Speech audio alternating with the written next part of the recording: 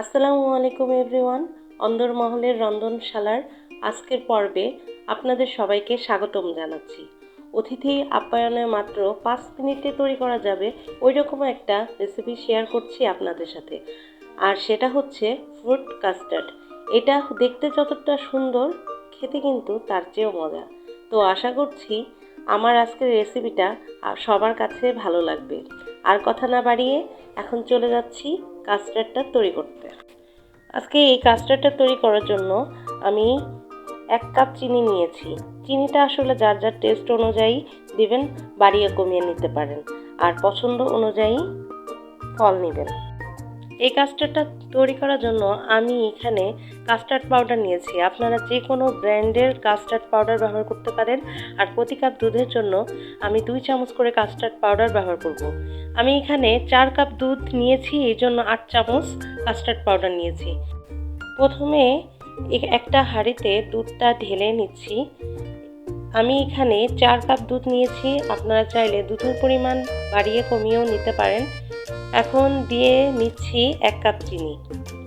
তো এই দুধ আর চিনি একসাথে ভালোভাবে জাল করতে হবে কিছুক্ষণ।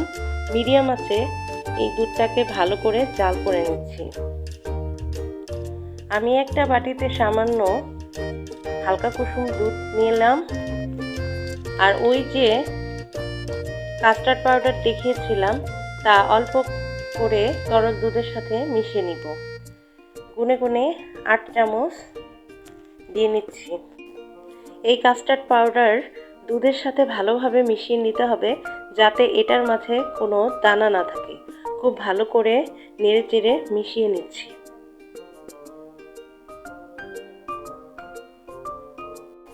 আমার মিশ্রণটা রেডি। আর এই দিকে আমার দুধটা জাল করা হয়ে গেছে।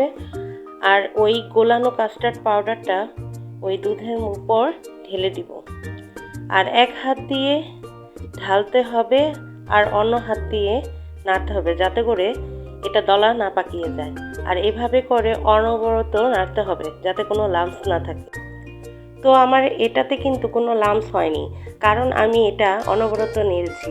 তো এটা আমি নাড়তে নাড়তে 3 মিনিট জাল করে নিচ্ছি। তারপর আমার মিশ্রণটা রেডি হয়ে গেছে।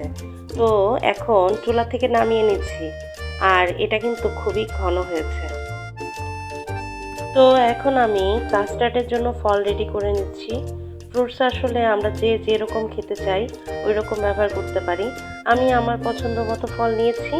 আপনারা যে কোনো ফল অ্যাড করতে পারেন কাস্টার্ডের সাথে। এগুলোকে আমি কুচি কুচি করে কেটে নিচ্ছি।